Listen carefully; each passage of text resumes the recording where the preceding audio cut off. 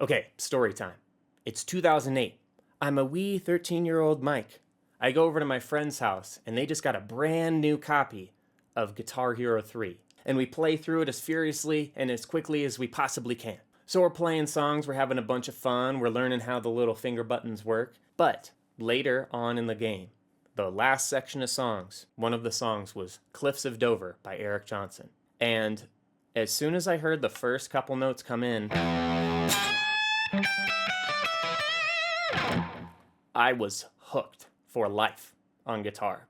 And I can't explain why, but as soon as I heard this song, and especially when the chorus comes in,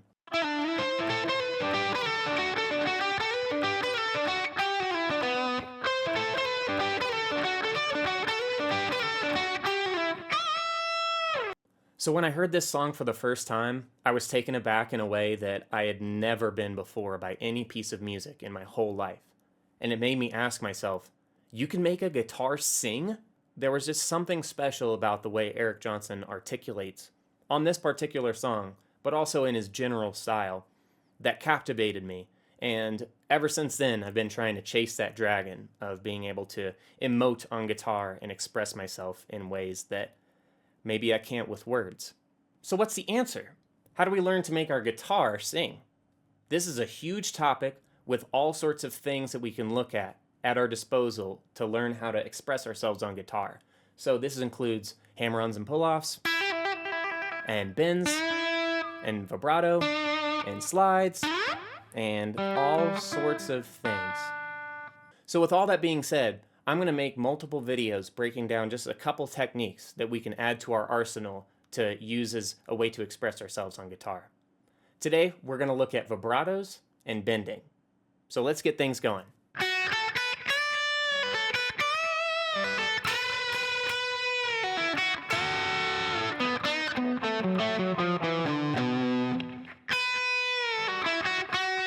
So today we're going to talk about a few specific bends. We've got our standard full step and a half step and pre-bending, unison bends, and then other harmonic bends.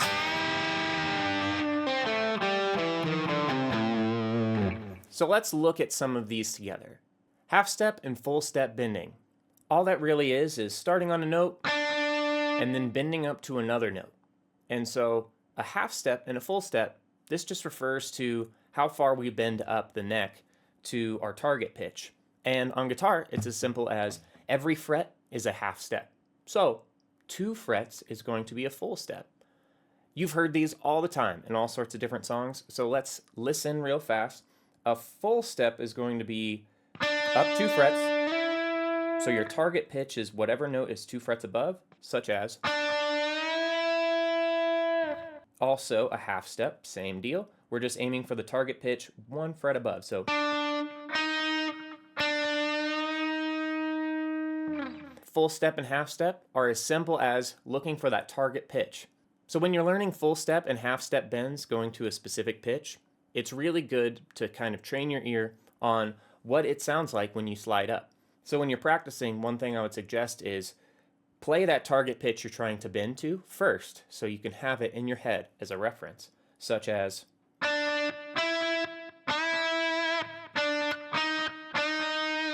And it helps you stay locked in, so that way you know how far you're bending and you don't kind of fall off the trail as you go. So if you're new to bending notes on guitar, or you're still kind of uncomfortable hitting a certain pitch reliably, here's a couple quick tips for you to gain finger strength and reinforce with ear training. So if I'm trying to bend up to a specific pitch, such as a full step bend, let's go ahead and play the note that we're starting from, and then go up the amount of frets that we want the pitch to go up. So in this case, 7th fret, D on the G string, and then up to E, 9th fret on the G string. That's my target pitch. So the goal is you want to hold that note in your head if you can, almost freeze it in your memory. Okay, so ba, ba, and you want to hold it in your head as you hit that first note, so then you can bend up to the target note in your head, such as ba, ba.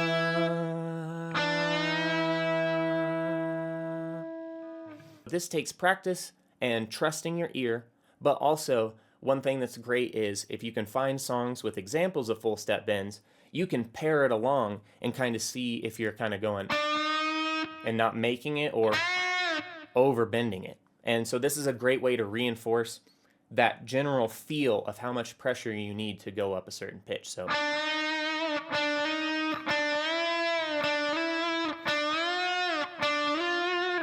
and etc. So this will help us a lot when we're trying to figure out how to do half step and full step bends. The second tip I want to show you is simple, the 3-finger trick. Basically, when many guitarists play, including myself, sometimes we'll use one finger for bending, especially if I'm doing almost like an accent or a half step bend.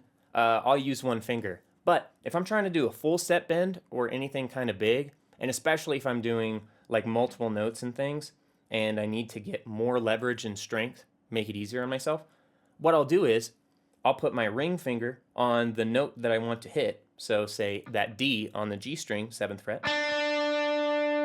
And then I let my 1 and my 2 finger, my index and middle, hang behind it on the 2 frets here. And so what happens is, instead of just having this one finger that you're pressing up, like holding a whole bag of groceries with your pinky and being like, these potatoes, this milk, ow. Instead, we're going to have 3 fingers here to do all the heavy lifting, and it spreads the pressure. And so you're going to get a lot more leverage if you use these 3 fingers instead of just pushing it on one. And that's for multiple reasons, one of which being our hand joints are kind of linked together more than we expect. And you can test this. If you try to lift one finger, you can do it. If you lift that one, good. But your ring finger, it's like so tied to the other fingers, it can't really come up very well. And so our hands kind of work really well in a unit. So if you let them work together as a team, you get way more leverage and it's a lot easier to... And I would never attempt like a bigger bend than a full step without doing this sort of thing. So let's see if I can go up 2 full steps. See? Much easier. I don't even know if I can do it with just one. Let's see. Nope. That's not an exaggeration. It's like you have your finger pressure all on one little point, and it becomes such a high tense situation that your finger just kind of like, I can't go no longer. I'm giving out, right? So what we do instead is we use those extra 2 fingers for easy leverage. So I hope that helps you out when you're trying to figure out how to get that strength for bending. So there's many different types of bends. We're not going to be able to fit them all into one video, but we're going to look at some of the most popular and common ones that are going to be very helpful as a bridge from these half step and full step basic bends. So one of them is a bend and release. This is so simple. It's just a bend and letting it back down and let it ring out. Simple as that. If you can do a half step bend or a full step bend, it's as simple as getting up there and taking that pressure back off. Easy peasy. Another type of bend is a pre-bend. So, as you may guess, it's essentially reversing the idea of these basic bends, where before we hit the string, we go ahead and bend up to the note that we want to hit, and then we go. So, instead of. So that's a very common alteration of your basic bends, is essentially you can even bend up to it and then hold it and hit it again. That's a good way to practice as well, is you hit the note, you get the pitch in your head, and then you can hold that pressure and then you come back down on it. So that's the feel of a pre-bend. Used in like a riff or a lick, you might do something like...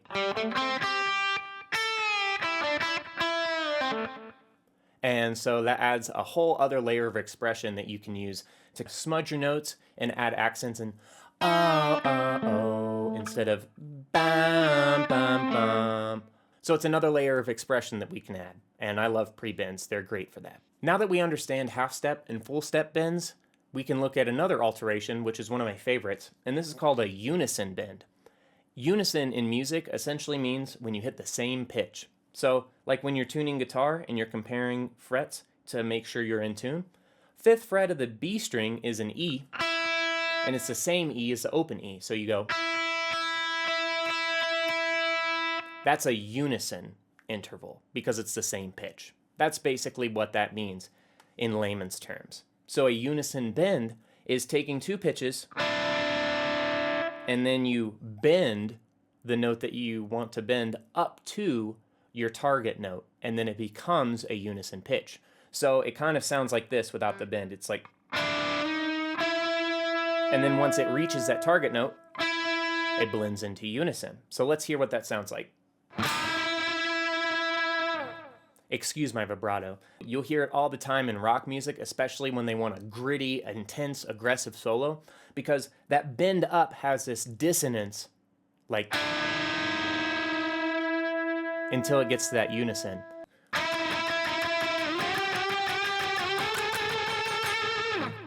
And this is great because you can combine it with vibrato, which makes it float around that dissonance, right? So instead of just going, we kind of do more of a, and you get that kind of wobbly sound, which adds spice to the situation. I use that unison bend kind of technique where it could have just sounded like,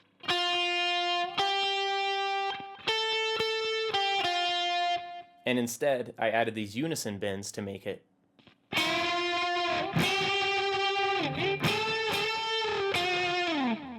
One other bend type I wanted to look at today is kind of like the unison bend, except it's kind of a harmonic bend, where we bend up to a note that harmonizes with another held note that we have going on. And the most classic example is like your standard pentatonic box. Inside this, you'll find a and you hear this all the time being bent, but you'll hear like blues guitarists and blues rock guitarists especially, they'll hold this pinky note on the B string above it. So let's say 5th fret on the G string, we're in A pentatonic minor or C pentatonic major box. So 5th fret, G string, 7th fret, G string, and so this is the important bit where we're going to bend up. But then we throw our pinky on the 8th fret of the B string, and then so this note is a G, and we're going to bend this up to an E. So it's going to sound like this. And it's going to bend up to that harmony. So let's listen to what it sounds like. And you've heard this all the time if you listen to different types of rock music. So like,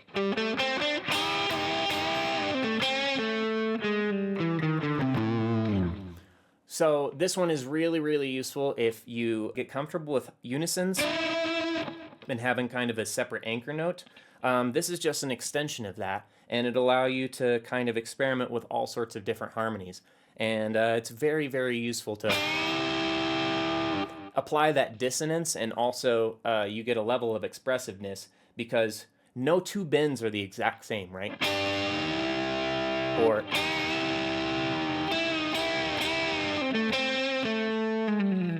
so these different types of bends are really, really useful to help flesh out our expressiveness on guitar. All right, so we did a little overview of many different types of bends and how we can use them to our advantage. Now, before we end the video, I wanted to talk about vibrato, because it's kind of like the cousin of bending, and they get along real well with each other. Two sides of the same coin.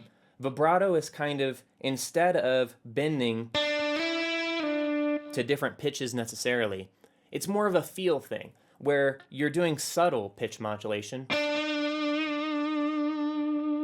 and you're not necessarily going for target notes, although that might happen, incidentally. What we're really kind of doing is we're channeling our own feeling through like subtle wobbling of the pitch, right?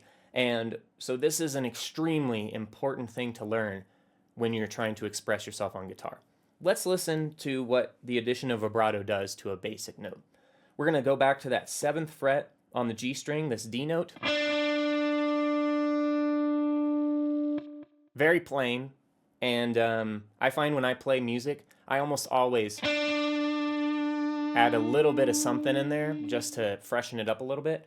So you can have a really, really subtle vibrato. And with this technique, I'm kind of just going up and down, very, very subtly on the strings. With another subtle vibrato style, this is kind of a classical one, you literally press down onto the note. If you press down, you kind of press the string more deeply into the fretboard past the fret, so you kind of get a... It's very subtle. You can hardly hear it in some places, but this might be a little bit more obvious. And so that's another way to get a very, very slight, almost imperceptible sort of secret sauce on there, right? With these spices, you don't want to use them too often in too many places because it's like highlighting the whole page, right? But learning how to do different types of vibrato is so, so useful. So we talked about a little subtle one. But say we're doing like an aggressive solo, you know.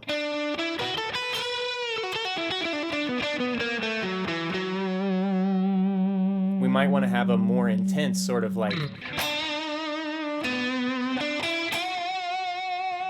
And so like this is a bend with a vibrato, right?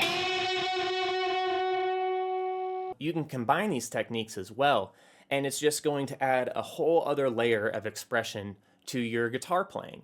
And you'll hear this in a lot of your idols' most famous solos. Like they're not just playing. They might be like...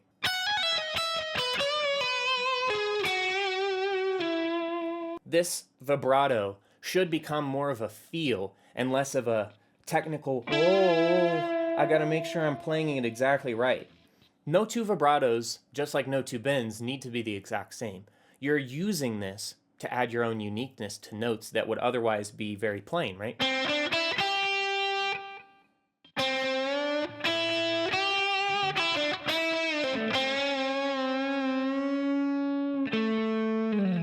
Vibratos and bending are two amazing techniques to have in your arsenal in order to start to learn to add your voice to the notes that you can play.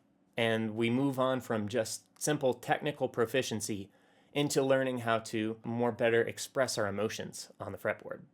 All right, today we learned a little bit about how to make our guitar sing through bends and vibratos, adding those subtle pitch modulations that take regular fretboard notes into more expressive versions of the same notes, adding our own flair and our own personality into the riffs and the notes that we play.